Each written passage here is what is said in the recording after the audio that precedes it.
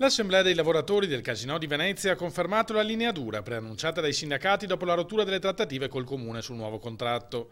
Nei prossimi giorni ci saranno scioperi a oltranza, mentre la scelta dell'amministrazione di sciogliere unilateralmente il contratto in vigore sarà impugnata di fronte alla giustizia. Dalla parte dei dipendenti si schiera il PD veneziano, che accusa l'amministrazione di aver fatto volutamente saltare il tavolo.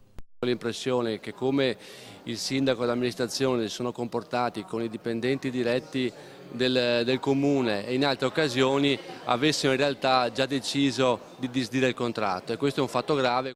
Ma ancora più grave, sostiene Pellicani, è il contenuto del piano industriale che sarà messo in votazione nella prossima seduta in Consiglio Comunale. Piano industriale che prevede l'investimento di 6 milioni per un restyling della sede di Canoghera, che significa buttare via altri soldi, perché per rilanciare il Casinò serve un vero piano industriale, ovvero prevedere la realizzazione di una nuova sede nel quadrante di Tessera, come già è previsto anche nel PAT, e credo che questo sia l'unico modo per rilanciare veramente la carta gioco di Venezia.